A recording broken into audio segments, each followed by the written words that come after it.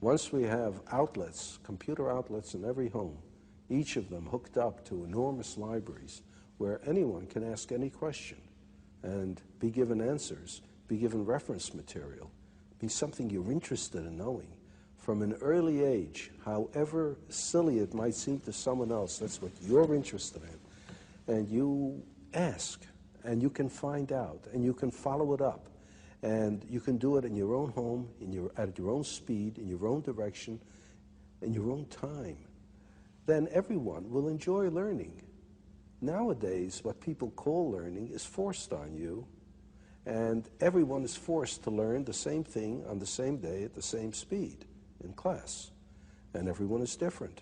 For some it goes too fast, for some too slow, for some in the wrong direction. But give them a chance, in addition to school, I don't say we abolish school, but in addition to school, to follow up their own bent from the start. Well, I love the vision, but what about the argument that machines, computers, dehumanize learning? Well, as a matter of fact, it's just the reverse.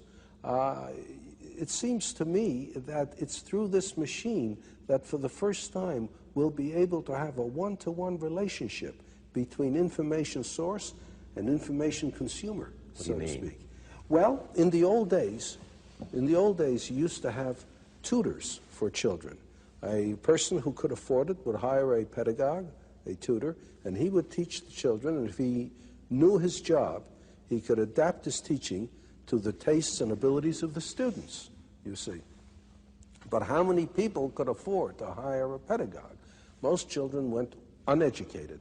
Then we reached the point where it's absolutely necessary to educate everybody.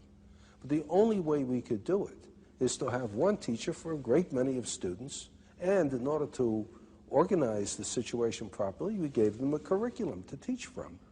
So how many teachers are good at this, too? Like in everything else, the number of teachers is far greater than the number of good teachers. So we either have a one-to-one relationship for the very few or a one-to-many relationship for the many. Now, there's a possibility of a one-to-one relationship for the many. Everyone can have a teacher in the form of access to the gathered knowledge of the human species.